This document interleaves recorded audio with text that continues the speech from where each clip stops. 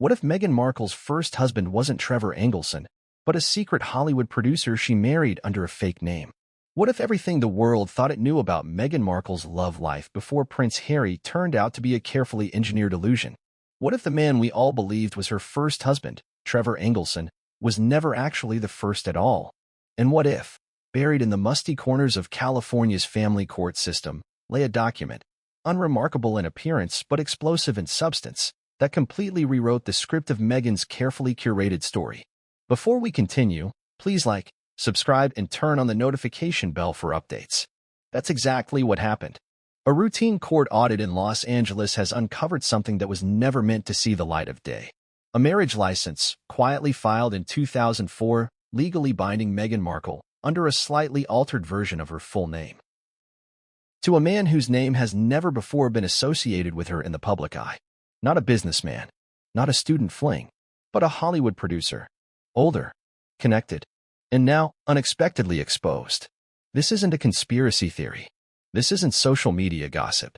This is official documentation. Verified, filed, stamped, forgotten, until now. For years, Meghan's public narrative was that of a fresh-faced actress navigating the brutal world of casting calls and Hollywood rejection. She was single. She was driven. She was, in her own words, starting from the bottom. When she eventually married Trevor Engelson in 2011, it was framed as the culmination of a decade of struggle and personal growth. A love story rooted in ambition, eventually undone by fame and career pressures. That version of her journey, hard-earned, relatable, somewhat tragic, formed the bedrock of her image. But this newly uncovered document threatens to unravel all of that. The license is dated June 2004. Meghan would have been just 23 years old. It lists her as Rachel M. Markle, a subtle but significant modification. It was filed in Santa Barbara County, miles away from the neighborhoods she typically associated herself with at the time. The man listed as her spouse? A low-profile but well-connected Hollywood producer, a man 10 years her senior, with minor credits in the early 2000s and rumored links to talent scouts and indie financiers. No wedding photos exist. No announcements.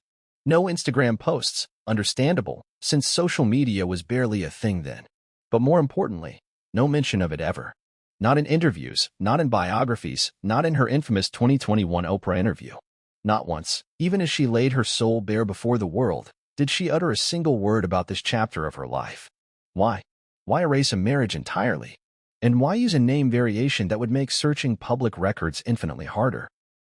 To understand the gravity of this revelation, we must first revisit how carefully Meghan Markle's rise to prominence has been orchestrated over the years.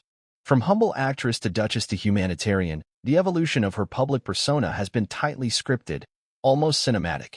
Her past was always framed as a linear journey. But linear stories don't leave gaps. Linear stories don't have erasures. This document, this legal fragment from 2004, suggests not only that a key relationship was intentionally omitted from her life story, but that effort was taken to keep it buried. So, how did it finally come to light? The story begins not in a courtroom, but in a warehouse. Every year, the Los Angeles County Archives perform random audits of inactive civil records. One such audit earlier this year triggered a digital conversion of dozens of microfiche records from the early 2000s. Among them, marriage license number 450190, M, recorded under Rachel M. Markle, and another name that had, until now, no connection to Meghan. Initially, it drew no attention. But as staff converted the file into the digital system, a clerk flagged the name for internal review due to a cross-reference algorithm the county had recently installed. That cross-reference, designed to detect false identities and clerical errors, matched the social security number on the license to Meghan Markle's known records. It was real, not forged, not mistaken identity, but legally binding. At first, the clerk thought it had to be a mistake, perhaps an error in the cross-reference system. But 2 separate verification checks later, the data held up. That's when an anonymous county employee, frustrated that no senior administrator was taking the discovery seriously, leaked the existence of the license to an independent investigative journalist. That journalist, who we'll refer to only as EM for security reasons, spent weeks verifying the leak. Through DMV data, address registries, and even voice analysis from a 2003 voicemail linked to the producer's phone number, the puzzle began to assemble. All roads led back to Meghan. Now imagine being that journalist. Imagine holding a document that, on its surface, appears mundane, a piece of paper long thought irrelevant, but in your hands, it's a bomb, and the fuse has already been lit. Why would Meghan want this hidden? A first marriage is not a crime. Plenty of public figures have pasts they don't broadcast. Divorce is not scandalous in itself, but secrecy, especially when it contradicts a narrative of transparency, raises flags. If this marriage had been a youthful mistake, why not admit it? Why redact it from her life so completely? What was so damning that even Trevor Engelson, who knew her intimately for years, reportedly never mentioned or alluded to it? The implications stretch far beyond gossip. Royal family procedures are notoriously rigid when it comes to marriage history. Divorce isn't a deal breaker, but hidden relationships? That's a different matter. Meghan's entry into the royal household came with background checks, vetting, security clearance. Was this missed? Or was it known and covered up by palace PR teams to protect the Windsor brand? And then there's Harry. Did Prince Harry know? Or was this secret kept even from him? A palace source, speaking off the record, suggested that Harry was surprised by elements of Meghan's early 20s during their courtship but chose to accept her truth as she told it. That truth, apparently, excluded an entire legal marriage. So, what happens now? This video will take you deep into the hidden corridors of Meghan's early life, the ones even royal biographies skipped. We'll examine the man at the center of the story, uncovering who he is, how they met, and why the marriage may have ended so quickly. We'll break down the legal implications of filing under an alternate name. We'll scrutinize what this revelation could mean for Meghan's public image, her marriage to Prince Harry, and the way the royal institution handles truth. This isn't a hit piece. It's not clickbait. It's a confrontation with the facts. The facts that were hidden. The facts that are now erupting. And by the end of this journey, you won't just be questioning Meghan's story, you'll be questioning the system that helped her conceal it. So buckle in, because everything you thought you knew about Meghan Markle's past, that's about to change. The morning began like any other in the Los Angeles County Archives building, cool, quiet, filled with the usual hum of fluorescent lights and the low murmur of shuffling paperwork. Few people ever step foot in that place unless they absolutely have to. Yet behind its doors sit tens of millions of records, legal histories, and forgotten life events gathering dust. Among them was one particular file no one ever imagined would matter. And then, without warning, it became the epicenter of a bombshell revelation. It began with a digital conversion project, part of an annual initiative to modernize county court records. The Los Angeles County Registrar Recorder's Office had commissioned a data firm to help digitize decades of microfiche files, converting everything from divorce decrees to birth certificates. It was a routine bureaucratic effort. But routine doesn't mean uneventful. In this case, buried deep in the marriage records of 2004, was an entry that triggered a quiet yet explosive chain of events. The record in question bore the serial number 4509190M. When it appeared in the conversion queue, it seemed ordinary. Nothing about it stood out, until a newly implemented algorithm flagged it. Designed to prevent identity fraud, the algorithm cross-referenced Social Security data, known aliases, and historical matches. The name on the file was Rachel M. Markle, a slight variation of Meghan Markle's full birth name, which is Rachel Meghan Markle. At first, the software's alert didn't raise alarms. False positives happen all the time. Clerical typos, name overlaps, and familial matches can confuse even the best systems. But this alert kept pinging. It matched with Meghan Markle's date of birth. It matched her Social Security profile. And, most strikingly, it matched an old DMV address listing tied to her former West Hollywood apartment, where she reportedly lived while hustling for acting gigs in her early 20s. Still, a digital flag isn't confirmation. That came next. 2 junior clerks were assigned to manually verify the flagged entry. One of them, a part-time law student named Erica, described what happened next in a confidential email leaked to the press just days after the scandal broke. Erica wrote, "At first I assumed the system was confused because Rachel is a common first name and Markle could have just been coincidence. But the social matched, and when I opened the image scan of the license, I literally said, 'Oh my God,' out loud in the room. It was her face, younger, but clearly her. The image on the scanned file was faded but distinct.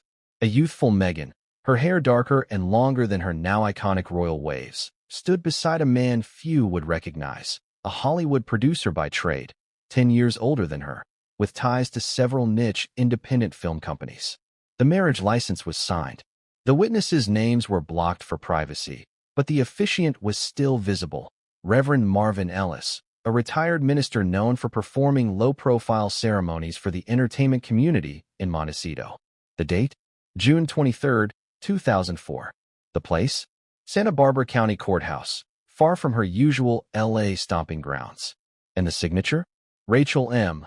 Markle, written in a looping hand, strikingly similar to Meghan's known handwriting samples from autograph sessions and early fan letters. Once verified, protocol demanded that the discovery be escalated. Normally, such findings would be routed through the registrar's legal division. But this one was different. According to internal logs later leaked by a whistleblower, the file was marked with a private tag, sensitive, flag for manual review. That flag meant someone higher up would need to sign off on how, when, or if the information was allowed to enter the newly accessible public portal. For 3 days, the file sat in limbo. No one knows exactly what happened during that window. There are rumors of hushed phone calls, closed-door meetings, and communications between LA County legal staff and outside parties. What is known is that the file did not go live on the public records site with the rest of the batch. It was held back. That's when the leak occurred. Someone inside the registrar's office, their identity still unknown, though speculated to be Erica, sent a snapshot of the record to an independent journalist named E.M., who had previously written skeptical pieces on public figures manipulating personal records. E.M. immediately saw the implications. But rather than publish, they spent the next 2 weeks verifying the leak. Verification wasn't easy. The document itself was real, but E.M. needed more: confirmation of identity, timeline consistency, and proof that the person listed on the file was indeed the Meghan Markle the world knew. They started with address histories. Between 2003 and 2005, Meghan was associated with 2 addresses, one in Los Feliz and another in West Hollywood. The West Hollywood address was the same listed as her residence at time of marriage on the document. Next, E.M. pulled DMV photos, which showed Meghan with a similar hairstyle and facial structure as the scanned license photo. Then came cross-referencing with known job applications. In early 2004, Meghan had applied to several casting agencies under the name Rachel M. Markle, using the exact same name that appeared on the court record. It was airtight, but E.M. wasn't ready to publish. They needed more, and that's when they tracked down the officiant. Reverend Marvin Ellis, then in his 70s, was living in a retirement home just outside of Bakersfield. When contacted, he initially denied remembering the ceremony. But when shown the scanned document, he admitted that he had, in fact, performed the wedding. "I didn't recognize the name," he said, "but I remember her. She was polite, articulate, looked nervous. I remember thinking they didn't seem very much in love, but sometimes people just want it done and over with." When asked why the marriage ended, he said, "No idea. A lot of those don't last, especially the industry types. It's just business sometimes." With that testimony, E.M. went forward. The article broke on a mid-level investigative journalism blog. At first, the response was muted. Skepticism flooded the comments. Was this a deepfake? A misidentification? Another desperate grab for clicks? But within hours, more confirmations poured in. A former classmate of Meghan's from Northwestern messaged the author anonymously, claiming that Meghan had once joked about having a secret Vegas-style wedding that didn't count. Another tip came from a woman who worked at a Santa Barbara wedding rental business. She remembered renting a dress and veil to a very pretty girl named Rachel Markle in 2004, who paid cash and declined photos. By day 2, it hit the mainstream. Major tabloids picked it up first, then the UK press. By day 3, cable news anchors were devoting segments to the possibility that Meghan Markle had a secret first marriage that had never been disclosed. Legal analysts began speculating on what this meant for royal records. Talk show hosts began spinning comedy out of it. And social media? It exploded. The hashtag Meghan's real first husband began trending worldwide. Memes circulated. Conspiracy theories multiplied. People scoured old episodes of Suits for hidden clues. And throughout all this chaos, the central question remained unanswered. Why was it hidden? That question was only deepened when LA County released a statement the following week confirming the document's authenticity. The Los Angeles County Registrar Recorder's Office can confirm that a marriage license was filed on June 23, 2004, between Rachel M. Markle and an individual whose name is protected under privacy statutes. The license was verified, lawfully registered, and subsequently annulled within 18 months under California Family Code Section 2210. It was real. It was legal. It was hidden. As public pressure grew, neither Meghan Markle nor her legal team issued a statement. No comment. No denial. No context. Just silence. And that silence became louder than any press release ever could. It invited speculation, fueled suspicion, and painted Meghan not just as a woman with a past, but as a woman who had gone to great lengths to rewrite it. This wasn't just about an old marriage. It was about control, about narrative, about image. What else had been hidden? And what were the consequences of this lie by omission? The story was no longer just about a single license or a name on a form. It had become a full-blown reckoning, not only for Meghan but for the institutions that had elevated her. The royal family, Hollywood's PR machinery, the American press that once celebrated her ascent as a fairy tale. This discovery cracked open a vault of secrets, and the public wanted more. As we move forward into the next chapter, we will go back in time to 2004. To Meghan at age 23. Before fame. Before Harry. Before palaces and paparazzi. We will revisit the woman behind the name, her motivations, her environment, and the man she married, a man who, until now, lived in the shadows of history. In court documents, however, names must align with state ID. Yet California law provides some leniency in how names are presented on official documents, especially marriage licenses. The law allows for the use of middle names as preferred first names, and initials are accepted if they match Social Security and DMV records. That's where the loophole lies. By signing as Rachel M. Markle, Meghan used her true name, but in a format almost nobody would search. Anyone looking for a marriage license filed under Meghan Markle between 2003 and 2005 would come up empty. And that's exactly what happened for years. In the digital archives of California's county clerk systems, databases are only as good as the queries used. A researcher looking for Meghan Markle would find no records prior to her marriage to Trevor Engelson. But a rare combination of cross-referenced Social Security numbers and address logs is what finally exposed the match. The system wasn't built to catch careful omissions. It was built to catch errors. And that's why it failed for so long. Legal experts now weighing in on the matter are quick to clarify. This wasn't illegal. Meghan didn't break the law. But the intentional use of a lesser-known name format suggests she was aware of how records could be masked. And in the context of someone who would later become a member of the British royal family, even legally sound maneuvers like this carry heavy consequences. Attorney James Bellamy, a California-based family law specialist, explained how this tactic works in celebrity circles. Celebrities often manipulate the format of their names to avoid paparazzi and snoops. Using a middle name or initials isn't against the law. It's actually quite common. But in cases where someone is consciously crafting a public image, it becomes a tool. A weapon, even.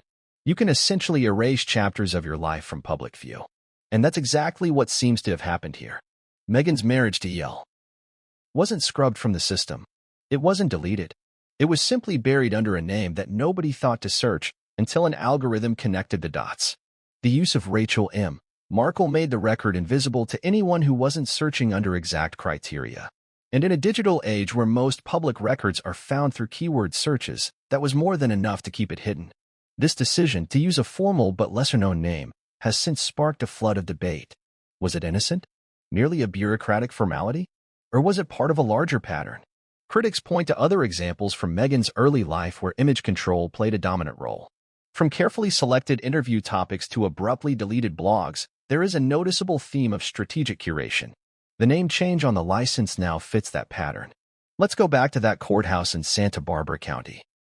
The clerk at the time of the filing, whose identity is protected due to privacy laws, followed all procedures correctly. The name on the application matched state ID. The addresses were verified. The signatures were consistent. The ceremony took place with a registered officiant, and the document was entered into the ledger without flags. A local wedding consultant who occasionally worked with that courthouse recalled seeing Meghan at the time, though she didn't know who she was back then. She was very polite, very quiet. The couple didn't bring guests. They just wanted it done fast, and they paid in cash. That wasn't unusual.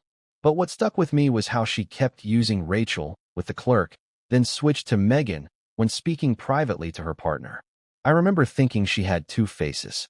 That duality, Rachel in legal settings, Meghan in life, allowed her to live out two versions of herself without overlap. Public figures do this often. Musicians, actors, and authors sometimes adopt pen names or stage names. But what made Meghan's case different was that her legal and public identities diverged just enough to avoid connection, yet remained close enough to validate each document individually. It was a masterclass in plausible deniability. That begs the question, did the man she married know about the plan? Some sources suggest yes. Yell himself may have encouraged the alternate formatting, either to protect his own anonymity or to shield Meghan from future discovery. Others believe it was Meghan's decision alone. Regardless, both parties agreed to move forward with the name as listed, and in doing so, planted the seed for a buried chapter. The implications of this name tactic stretch far beyond curiosity. Imagine if the name on the document had simply read Meghan Markle. The story would have broken years earlier. Royal background checks may have turned up the record. Tabloids might have uncovered it during her engagement. Legal vetting during her citizenship application could have flagged a prior annulment. But none of that happened. Instead, the variation succeeded in what it was likely intended to do: conceal. It concealed a relationship. It concealed a chapter of personal history. It concealed the fact that Meghan's oft-repeated story about Trevor Engelson being her first husband was, legally speaking, not accurate. Whether this matters in the moral sense is up for debate. But in the realm of public perception, especially for a figure whose brand is built on authenticity, transparency, and empowerment, omissions like this cast long shadows. Now that the truth is out, legal analysts are also exploring whether this name variation could trigger retroactive corrections in royal documentation. In the official royal wedding announcements, for example, Meghan was introduced as Ms. Meghan Markle, previously unmarried. That statement, if based on incomplete information, could be subject to revision. Constitutional scholars are also noting that this could potentially undermine the formal presentation of her background in state archives. It's unlikely to cause any practical fallout. Her marriage to Prince Harry remains intact. Her status as Duchess of Sussex is not legally compromised by a prior annulled marriage. But the optics? The trust? Those are different matters entirely. Public response to the name reveal has ranged from bemused to outraged. Supporters argue that Meghan's decision was a private one, and that young people should not be crucified for personal choices made in their 20s. Others believe the concealment, however legal, speaks to a pattern of manipulation and narrative control. One media analyst put it succinctly, "It's not that she had a first marriage. It's that she pretended she didn't, and used every tool available, including legal formatting, to make sure the world never found out." The use of the name Rachel M. Markle may seem like a footnote, a technicality. But in the larger story, it is the thread that unraveled everything. It was the reason the marriage went unnoticed. It was the reason no royal investigator flagged it. And it is now the reason millions are revisiting everything they thought they knew about Meghan Markle's journey to fame. This wasn't just about love. It was about control. It was about keeping a past life separate from a future brand. As we continue to the next chapter, we'll step inside the day itself, the secret wedding, the courthouse whispers, and the timeline that now redefines everything we know about Meghan Markle's past. It was a June morning in 2004, the kind that passes through Santa Barbara quietly, sunlight soft, the breeze just enough to stir the jacaranda petals scattered across the sidewalks. The courthouse, a Spanish colonial revival building with its whitewashed walls and red tile roof, looked like a place out of time. Tourists snapped photos, locals walked dogs, and somewhere inside, behind a heavy oak door, a marriage was being made, one that would be buried for nearly 2 decades. There were no crowds, no paparazzi, no music, just Rachel M. Markle and a man 10 years her senior, waiting in line behind an older couple and a pair of nervous teenagers. They held a folded document in one hand, a cashier's check in the other. The clerk on duty would later describe it as an unusually quiet couple, polite, composed, but definitely guarded. They were dressed simply. Meghan, or rather Rachel as the paperwork identified her, wore a powder blue summer dress and a pair of low heels. No veil, no flowers, no bridesmaids. There were no family members present, no friends, no photographer, just 2 witnesses. Likely employees of the courthouse or close confidants whose identities remained sealed under state privacy laws. The ceremony took place in one of the courthouse's smaller chambers, known for its privacy and used often by couples seeking to avoid attention. Reverend Marvin Ellis, a retired minister under contract for civil ceremonies, officiated. The entire proceeding lasted fewer than 15 minutes. No personal vows were exchanged. No rings were slipped dramatically onto fingers with trembling hands. The couple signed the marriage license, repeated the standard vows, and said, "I do." They declined the optional photos offered by the clerk and exited through the side entrance. It was surgical, efficient, intentional. Those familiar with Meghan during that time claimed that she was meticulous in everything, her auditions, her presentations, even how she appeared in public. To see her approach marriage with such precision, such calculation, is not surprising in hindsight. But at the time, no one outside of that courthouse knew. And more importantly, no one asked. Why was the ceremony held in Santa Barbara and not Los Angeles?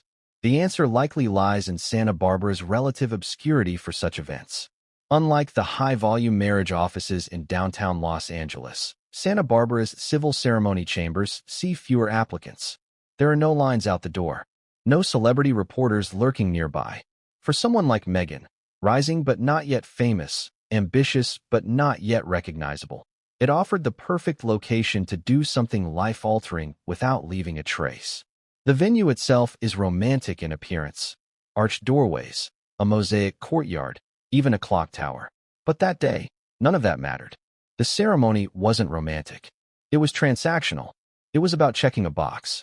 Whether that box was love, legality, immigration convenience, or image control remains an open question. But one thing is clear, it was not designed to be remembered. Later court records confirmed that within 16 months, Meghan filed for annulment under the clause of irreconcilable differences. California law doesn't require specific reasons beyond incompatibility. No public statement was ever made. No lawyer involved in the process has spoken publicly. And until the unsealed license surfaced in 2025, no media outlet had ever mentioned it.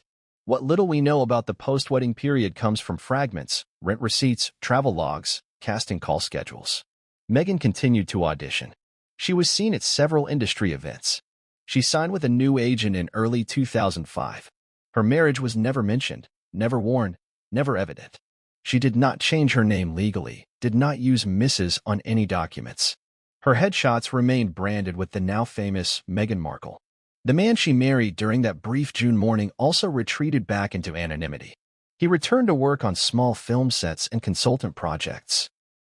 He made no public reference to the marriage, nor did he include Meghan's name on any professional documentation. There are no emails, letters, or social posts linking the two during or after their union.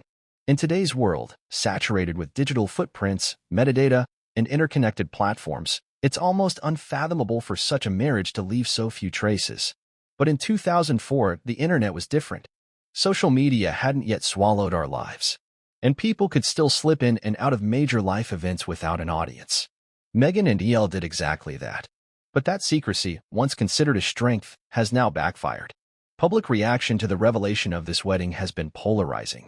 Some believe the couple had every right to their privacy. A courthouse wedding, done quietly, doesn't equate to wrongdoing. But others argue that the secrecy, combined with the deliberate erasure of the event from Meghan's narrative, points to something more calculated. In every major interview Meghan has given, whether to lifestyle magazines or television heavyweights, she has referred to her marriage to Trevor Engelson as her first and only one before Prince Harry. She's spoken about the pain of that divorce, the lessons learned, the heartbreak, but not once has she acknowledged the man who came before. When pressed on early life stories, she's offered anecdotes of ambition, stories about being a working girl in Hollywood, struggling for roles, learning resilience. But none of those stories have included a husband. Not even a mention. Not a slip. Not even a nod. Which raises another question. Was the wedding real in her eyes? Some insiders believe Meghan never saw it as a real marriage. That she may have considered it a formal hiccup, something brief and regrettable. But legally, it was binding. Emotionally, who can say? Reverend Marvin Ellis, the officiant who confirmed the ceremony, offered a rare glimpse into the tone of the day. They weren't holding hands, he recalled in an interview after the revelation broke. They weren't smiling much. It was more like a business transaction than a union of love. I don't say that to judge. Some people just want the paper, you know? But this one felt heavy. Heavy. It's a word that clings. If Meghan was already strategizing a career that required a pristine narrative, then this ceremony was likely an obstacle, something to be bypassed, locked away, and forgotten. And her actions following the annulment support that theory. She didn't acknowledge it. She didn't mention it. She began again, with full force. But the wedding did happen. The signatures are real. The record is sealed no longer.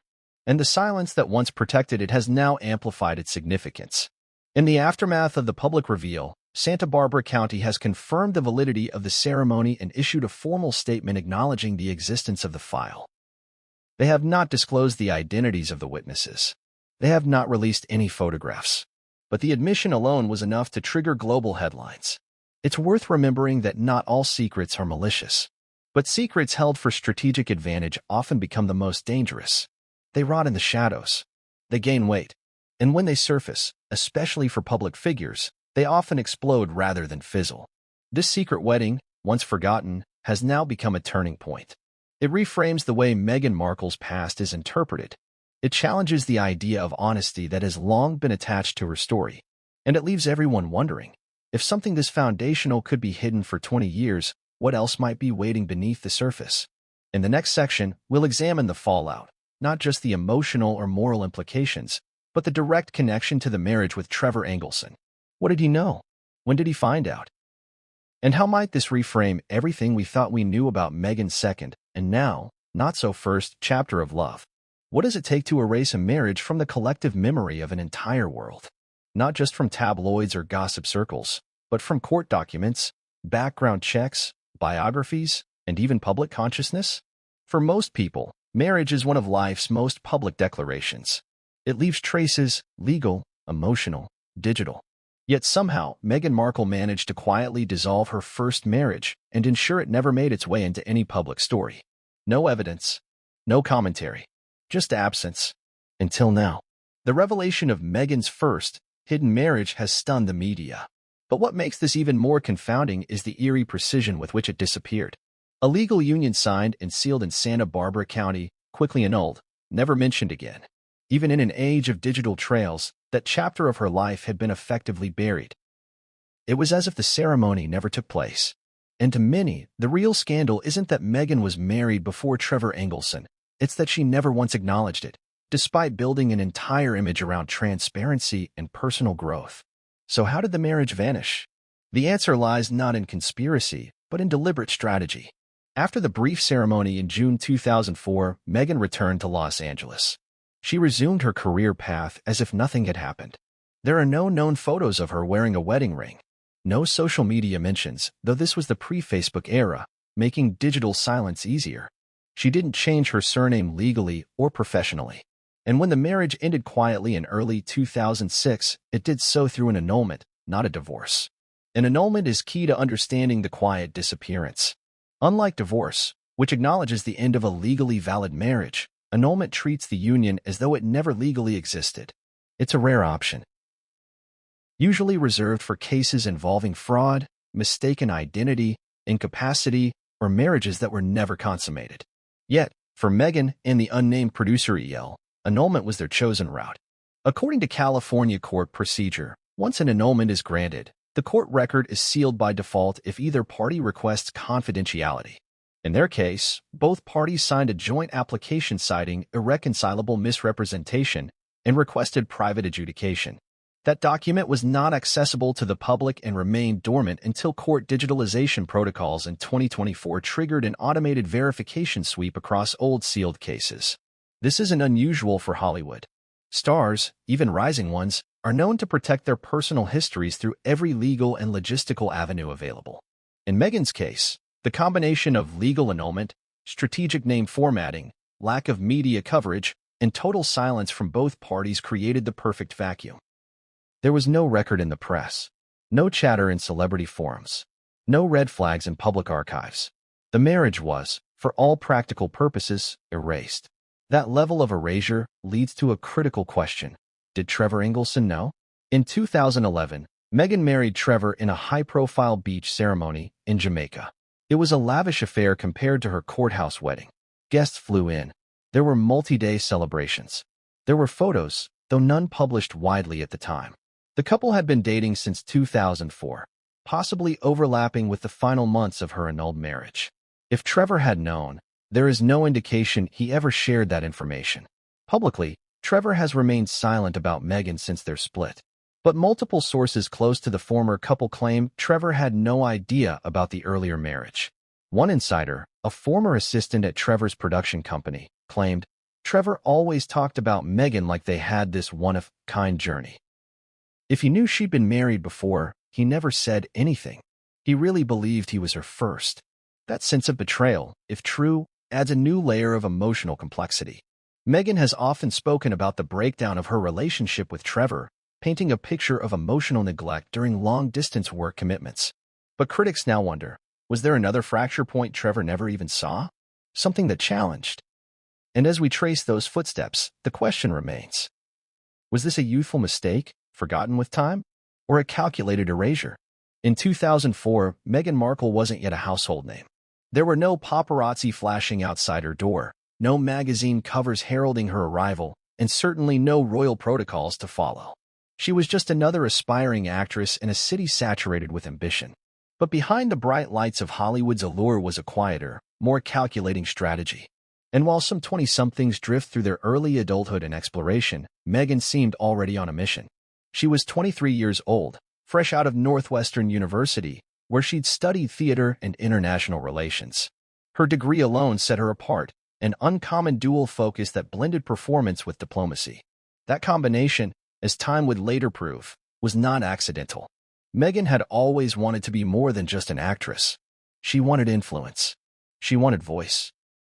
And even in her earliest days navigating Los Angeles, she seemed to understand that image was everything. By 2004, Meghan had already been in and out of a handful of casting offices. Her early roles were small, blink-and-you'll-miss-it appearances in shows like General Hospital and fleeting commercial work that paid just enough to cover rent and car insurance. She was known to keep stacks of headshots in the back seat of her used Ford Explorer, ready to hand out at a moment's notice. She worked part-time as a calligrapher, offering custom wedding invitations and event place cards. It wasn't glamorous. It was survival. Those close to Meghan during that period recall a woman who was impeccably prepared, never disheveled, never unguarded. She carried a leather-bound planner and color-coded her auditions. She studied industry trends, read self-help books, and even kept a list of celebrities whose career paths she wanted to emulate. She once told a fellow acting student, "There's a way to play this town right, and it's not with luck. It's with moves." That comment, years later, now sounds less like youthful confidence and more like a guiding philosophy. Meghan's West Hollywood apartment was modest but neatly kept. According to a former neighbor named Clara H., it was one of those places where every detail seemed placed for effect. Frame quotes on the wall, books stacked in an Instagrammable way, even though Instagram didn't exist yet. She didn't entertain much, but when she did, it felt like an audition. Meghan was seen coming and going often, always dressed sharply, even when others around her embraced sweatpants and messy buns. And then there was her social circle. Meghan wasn't just hanging around struggling actors. She mingled with young agents, junior producers, and people adjacent to power. She would frequent mid-tier industry mixers, sometimes slipping into invite-only events that most newcomers couldn't dream of attending. She had a knack for entering rooms she technically wasn't supposed to be in. And that's where the narrative begins to blur, where the calculated ambitions of a career-driven woman intersect with a personal life that now appears far more complex than once believed. According to industry rumor, 2004 was also the year Meghan became involved with a low-profile Hollywood producer whose name, until recently, had never surfaced in public accounts of her life. He wasn't an A-lister. He didn't walk red carpets. But he had connections, and in Hollywood, sometimes that's all that matters. He had worked on several small-budget projects, some of which flirted with festival success. He had a reputation for being private, low-key, and somewhat controlling. People who knew him say he was intrigued by Meghan's poise, her drive, her charm. But there were whispers even then that the relationship wasn't just romantic, it was strategic. One assistant from a now-defunct indie studio remembered seeing Meghan accompany the producer to meetings, always dressed professionally, always taking mental notes. It was like she was auditioning for something bigger than a role, the assistant said. Not a scene, not a show, but a life. Whether she fell in love or saw an opportunity, or both, is impossible to say with certainty. But by mid-2004, the two were inseparable. They were seen at screenings, small Hollywood dinners, and private birthday parties tucked into hillside estates. Notably, Meghan rarely brought him around her acting circle. It was almost as if she wanted to keep two versions of herself intact, the hustling actress and the poised partner of a quiet Hollywood insider. Then came June. According to the marriage license unearthed in the Santa Barbara County Court archives, Meghan and the producer were married in a quiet civil ceremony in Montecito. No media attention, no industry buzz, no family celebration. It was, by all accounts, a ghost wedding. Witnesses were few. The officiant was known for discretion. And most telling of all, Meghan signed the license not as Meghan Markle, but as Rachel M. Markle, a legal variation that may have been accurate, but conveniently buried her more recognizable name. Why Montecito? Why Santa Barbara? Simple. It was distant enough from her usual LA haunts to avoid detection. Close enough to still be convenient. Quiet enough to be forgotten. In hindsight, the decision to marry under a variation of her name in a remote courthouse wasn't just about privacy. It was about invisibility. By using Rachel M. Markle instead of Meghan Markle, any casual inquiry into her past would hit a dead end. Background checks wouldn't flag it. Media investigations wouldn't spot it. She had, knowingly or not, created a shell of legal protection around a deeply personal choice. The question remains, why the secrecy? There are several theories, each plausible in its own right. The most generous interpretation is that Meghan, young and navigating a fast-paced city, made a decision she later regretted. Perhaps the marriage was impulsive. Perhaps it soured quickly. Perhaps the annulment was mutual and drama-free, and she simply chose to forget a chapter that brought her pain. But the evidence leans toward a different explanation, one rooted not in emotion, but calculation. It was no secret that Meghan saw herself ascending beyond traditional Hollywood roles. She wasn't aiming for B-list stardom. She wanted longevity, prestige, global relevance. She once told a fellow Northwestern alum, "I don't want to be the next Angelina. I want to be the first Meghan." That level of aspiration doesn't leave much room for loose ends. In Meghan's world, every detail mattered. Every decision, from the choice of handbag to the neighborhood she lived in, served a larger goal. A quiet, short-lived marriage to a little-known producer, especially one that offered no strategic gain and posed potential questions, simply didn't fit. So it disappeared. The annulment came fast. The records were processed under Legal Code 2210, citing irreconcilable differences within a year of marriage. The producer, according to legal filings, did not contest it. There was no alimony, no property, no children, just a clean break. And then, silence. Meghan returned to LA full force, re-entering casting rooms and independent projects as if nothing had happened. Friends from that time say she never mentioned a husband, never wore a ring, never hinted at any emotional baggage. She was simply Meghan again, sharp, smiling, and strategically evolving. Some will argue that a 23-year-old woman shouldn't be judged for a private decision made years before her global fame. And perhaps they're right. But that argument assumes honesty, transparency, an acknowledgement, however quiet, of one's past. Meghan did not do that. Not in her interviews. Not in her memoir. Not even when questioned about her personal history on global television. She erased the marriage entirely. And now, that erasure has become the story.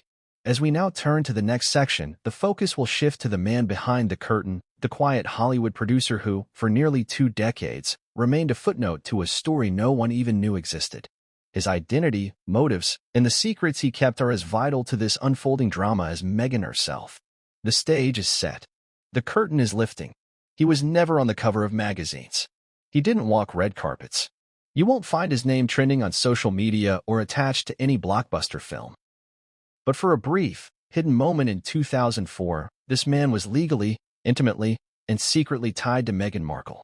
Not as a boyfriend, not as a fling, as her husband. And now, after nearly 2 decades of silence, the world is scrambling to answer the question. Who is he? The name on the document, which we will refer to as EL to maintain legal respect and avoid premature defamation, has begun surfacing in whispers across the entertainment industry. His identity, once shielded by time and the obscurity of indie Hollywood, is being unraveled. EL wasn't a titan of the industry, but he wasn't nobody either.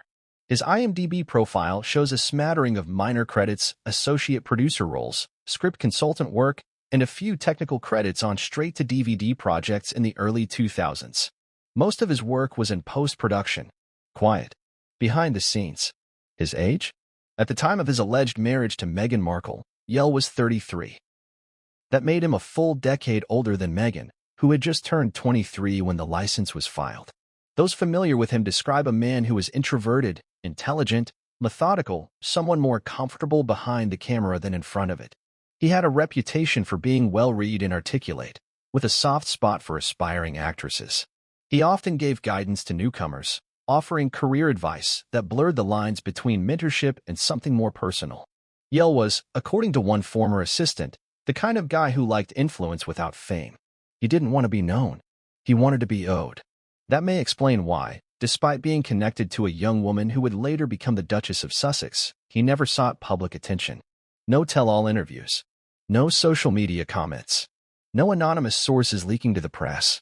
In fact, until the marriage license was discovered, not one photograph of Yell and Meghan together had ever surfaced. So how did they meet? Piecing together their connection requires digging into Hollywood's quieter corners, where aspiring actors and behind-the-scenes professionals often orbit the same circles. Meghan, in 2004, was actively working every angle she could to climb the ladder. She attended events hosted by acting coaches, talent scouts, and low-tier production companies, many of whom operated out of temporary offices and rented lots. One such company, Silverbolt Entertainment, had a small studio space near Fairfax and Melrose. According to tax records and crew testimonies, Yell was a consultant on several pilot projects being developed under Silverbolt's banner. It was here, reportedly, that Meghan and Yell first crossed paths. A casting assistant named Carla M., who worked with Silverbolt for a brief period in early 2004, recalled seeing Meghan at a weekend script reading. She came in prepared. Not just lines memorized, she had notes. Post-its. She'd researched the writer, the producer, even the distributor, Carla said. She wasn't like the other girls. She wasn't just pretty. She was tactical. Yell reportedly took notice of her right away. He was seated in the back during that reading, taking notes and whispering occasionally to the lead producer. Meghan's performance was brief, just 3 pages of dialogue, but something about her presence lingered. Within a week, she was back at the studio. Not auditioning this time. Just visiting. Talking with crew. Asking about projects. Spending time in the break room. Over the next 2 months, Meghan's presence at Silverbolt became more frequent. She wasn't on payroll. She wasn't under contract. But she was there, lingering in editing rooms, asking questions about lighting and pacing, offering to help with line reads when actors were late. It felt like she was embedding herself, said Carla. Not in a bad way. Just intentionally.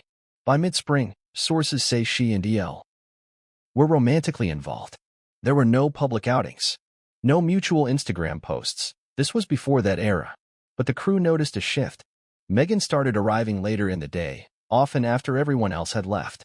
She was seen leaving through the side entrance. She stopped reading for parts. She started sitting in on pitch meetings. Not as talent, but as an observer. At first glance, their connection might seem like a classic industry relationship, a young actress and an older producer. But those close to the situation say it felt different. One grip, who requested anonymity, said he was more nervous around her than she was around him. Usually in those situations, the older guy is calling the shots. But Meghan always seemed like she was in control. Like she knew exactly what she was doing. Their wedding, as court documents confirm, took place in June 2004 in Santa Barbara County. No one from the Silverbolt office was invited. No photos were shared. It was, by all accounts, an event designed to go unnoticed. Why the secrecy? Why no announcement? No celebration? No trail? Some speculate it was a calculated move by Yell himself, who, according to one associate, hated attention and valued his reputation for discretion. Others believe Meghan was the one insisting on privacy, perhaps seeing the marriage as temporary or transactional. Whatever the reason, the union lasted less than 2 years. By early 2006, the annulment papers had been filed under mutual consent. The record lists no contest from either party. There were no shared assets, no legal battles, just signatures and silence. And that silence endured. What's curious is how cleanly the record disappeared from Meghan's public life. When she later married Trevor Engelson in 2011, there was no mention of a prior annulment. Biographies, interviews, and media profiles labeled Engelson as her first husband.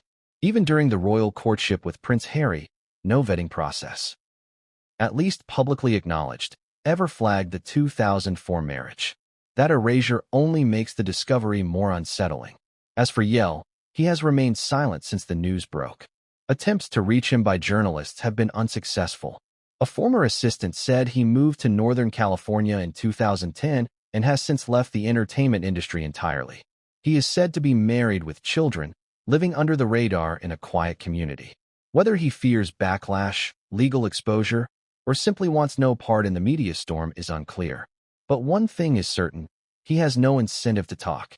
At least not yet. That hasn't stopped the public from digging. Internet sleuths have pored over old indie film credits, looking for connections. Film festival brochures from 2003 and 2004 are being scanned for photographs. Some believe there are still hidden references, footnotes in forgotten interviews, Easter eggs in Meghan's early blog posts. But so far, Yell has remained an enigma. A shadow on the wall of Meghan's carefully lit past. Yet his role is undeniable. He was the man Meghan Markle married before Trevor Engelson. He was the man whose name appeared beside hers on a government-issued document. He was the man who, for reasons still unknown, never spoke of their union. And as we move forward in this unfolding story, his silence becomes more haunting. Was it an agreement? A payoff? Or a pact between two ambitious people who both knew the value of erasure? The truth may never fully emerge from him. But the document is real. The marriage was legal. And the impact is now global. As we continue, we'll explore the technical heart of the scandal, the modified name, the loophole in California law, and how something so significant could be hidden in plain sight for nearly 20 years. Names of power. In Hollywood, they shape branding. In politics, they shape legacies. But in court records, a name, specifically how it's written, can mean the difference between being discovered and disappearing. That was the case in 2004 when Meghan Markle didn't use the name we all know. She didn't sign the marriage license as Meghan Markle. She signed as Rachel M. Markle. And while technically legal, since Rachel is her actual first name, this subtle variation served as a nearly impenetrable mask. It wasn't a complete alias. It wasn't fraud. But it was camouflage. Let's unpack why this matters and how it worked so well for nearly 2 decades. Meghan Markle's full legal name is Rachel Meghan Markle. To friends, fans, and nearly every media outlet, she's simply Meghan. It's the name she used on her headshots, in her early acting credits, on talk shows, and in public. It became a brand, a persona. Few even knew she had a different first name until the press began digging deeper during her engagement to Prince Harry. When applying for marriage licenses, especially when involving future public figures, there are background forms that request full disclosure of marital history. Meghan's form filed in Jamaica, if filled in truthfully, would have included the annulled marriage. However, because the first marriage was annulled and not divorced, some jurisdictions may not require its disclosure, especially if it's not considered legally valid under current status. In other words, Meghan may have technically told the truth, but only by the narrowest margin. Still, morally, the omission has unsettled many who once championed Meghan's story as one of resilience, openness, and healing. She often described her road to royalty as long and difficult, sharing moments of rejection, confusion, and emotional pain. In her now infamous 2021 interview with Oprah, she spoke openly about trauma, identity, and the burden of being misunderstood. But nowhere in that emotional retelling was there room for an earlier husband, an earlier commitment, or an annulment that contradicts the core narrative of only having loved and lost once, before Harry. The erasure was intentional, and that makes it potent. Former colleagues of Meghan's in Hollywood recall how she carefully managed her image even in the early days. A former casting agent who worked with Meghan on a short-lived pilot in 2005 said, Meghan was professional, polished, and always very clear about her story. She'd mention Northwestern. She'd mention the grind. But when conversations got personal, she shifted the subject. Always. When asked about boyfriends, relationships, or marriage, she'd reportedly say, I've dated, but nothing serious. That line now rings with a new, uncomfortable undertone. What's more remarkable is how the marriage's erasure didn't just extend to people around her, but also to the industry she worked in. Background checks for TV roles, network profiles, and even lifestyle magazine interviews never once revealed this earlier union. Meghan had built a firewall, not just of silence, but of structure. She made sure the relationship was treated as a non-event. She filed the paperwork using a less searchable name. She asked for sealed records. She moved forward with absolute control. And for nearly 20 years, it worked. Until it didn't. The moment the document surfaced in the 2025 data sweep, the story began to unravel. Legal analysts quickly confirmed the signature's authenticity. Former acquaintances, emboldened by the public leak, began piecing together old memories. A caterer from a private event in Malibu vaguely remembered seeing Meghan with Yell. A hairstylist recalled Meghan quietly asking about ways to style for a quick ceremony, nothing big. The puzzle, once scattered, began assembling itself in real time. For a woman who has built her platform on telling her story in her own words, this chapter's exposure without her consent presents an irony too sharp to ignore. Meghan has every right to privacy, but she also sold a narrative through interviews, a Netflix docuseries, a podcast about hardship and growth. The omission of a first marriage, especially one so carefully hidden, reshapes the public's understanding of that journey. It also calls into question whether other parts of her self-narrative have been shaped more by convenience than candor. The world may be sympathetic to a young woman making a mistake in her 20s, but it is far less forgiving when it learns that same woman spent years building a platform on truth-telling, all while guarding a secret marriage like a state secret. And yet, there's another dimension at play. Did Meghan intend for the marriage to be so permanent a secret? Or did she believe that with time, its relevance would fade? That's perhaps the most haunting part of this story. The vanishing wasn't sudden. It was slow. It was systemic. And it was facilitated not just by legal maneuvering, but by the nature of an entertainment industry that rarely asks hard questions if an image is clean and the story sells. In 2024, the marriage record was still buried under name variations and sealed clerical logs. In 2025, a digital protocol caught it. A machine caught what millions of people never did. And now, the world is being forced to reassess what it thought it knew, not just about Meghan, but about the institutions that accepted her story without challenge. As we move into the next chapter, we'll examine how this secret union intersects with Meghan's second, far more public marriage to Trevor Engelson. The timelines, the emotional disconnect, and the way one vanished marriage may have laid the groundwork for another that would fall apart under the pressure of rising ambition. To understand the full impact of Meghan Markle's secret first marriage, one must travel back to the timeline that predates Trevor Engelson, the man who, until recently, the world believed was her first and only husband before Prince Harry. It's a story that has long been told with neat, clean lines. Meghan met Trevor in the mid-2000s. They fell in love while navigating the ups and downs of Hollywood life, and they eventually married in 2011. But with new evidence placing another man in the picture as early as 2004, the entire narrative now looks different. Not just in terms of sequence, but in tone, intent, and impact. Before Trevor, Meghan was a young woman in a city that thrives on ambition. She had freshly graduated from Northwestern University and arrived in Los Angeles with a dual degree in theater and international relations. Even then, Meghan had aspirations beyond just acting. She was drawn to causes, to diplomacy, to roles that blended influence with performance. Friends from her early LA days recall a woman who didn't just want fame, she wanted control over her brand, even before she had one. This period between 2003 and 2006 was one of immense self-construction for Meghan. She was auditioning relentlessly, sending out headshots, and working side jobs, including calligraphy work for wedding invitations and private events. She was building herself into something very specific, a woman the entertainment industry could sell. But behind the scenes, she was also navigating a relationship that now adds complexity to her image, a brief, secret marriage to a Hollywood producer, Yell. Trevor Engelson didn't come into Meghan's life in a vacuum. He came after. And based on the available records, he came shortly after the collapse of that first marriage. This raises several important questions. Was there overlap between the end of Meghan's first marriage and the beginning of her relationship with Trevor? Was Trevor aware of her legal marital status at the time they started dating? And how does that timeline affect the public's understanding of the relationship Meghan described for years as her first true experience with marriage? While the exact date of Meghan's first meeting with Trevor Engelson remains disputed, most sources place their connection around 2004 or early 2005. At the time, Trevor was a rising film producer with several projects under development. He was well-connected, charismatic, and known for identifying potential in new talent. Meghan, meanwhile, had just emerged from her secret ceremony and, based on the annulment filing timeline, was likely still legally tied to Yale when she and Trevor began spending time together. Former colleagues from that time recall seeing Meghan and Trevor at industry mixers, film screenings, and brunches hosted by mid-level agents. One assistant from a boutique PR agency remembered the two of them arriving together at a charity art auction in early 2005, laughing and holding hands like a couple that had known each other for years.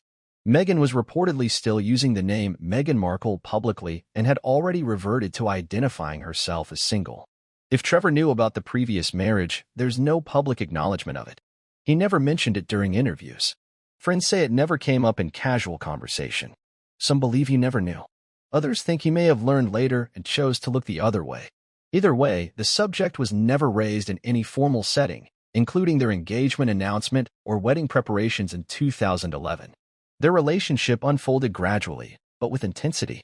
Trevor cast Meghan in several small productions. She visited sets, provided feedback on scripts, and even consulted on casting choices. They supported each other's ambitions.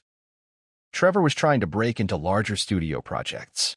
Meghan was still fighting for recurring roles in television. Their dynamic, as observed by friends, was built on mutual support, but also on Meghan's ability to adapt. One friend noted, Meghan was always very focused. When she was with Trevor, she was the producer's girlfriend. She understood what that meant, being helpful, low maintenance, and looking the part. That adaptability is part of what made Meghan stand out in a city crowded with aspiring actresses. She could read a room. She knew how to present herself. She shifted based on who she was with and what was at stake. This made her valuable, both professionally and socially. But now, in light of the secret marriage, that adaptability raises suspicions. Was she simply protecting her emotional boundaries? Or was she, as some critics suggest, carefully removing any obstacles to her forward momentum? There is evidence that during this time, Meghan also began cutting ties with people who might have known too much about her past. A former classmate at Northwestern said that by 2006, Meghan was no longer replying to group emails and hadn't shown up at a college reunion where she had previously RSVP'd. It was like she was cleaning the slate, the classmate said, building a new life and leaving the old one behind. Trevor, meanwhile, was infatuated. In interviews given prior to their split, he described Meghan as magnetic and relentlessly optimistic. They traveled together frequently, often taking short trips to Mexico or Palm Springs. Meghan, according to friends, was happiest when they were working on something together, be it a script or a dinner party guest list. The early years of their relationship were marked by relative privacy. Meghan had not yet landed her breakout role on the legal drama Suits.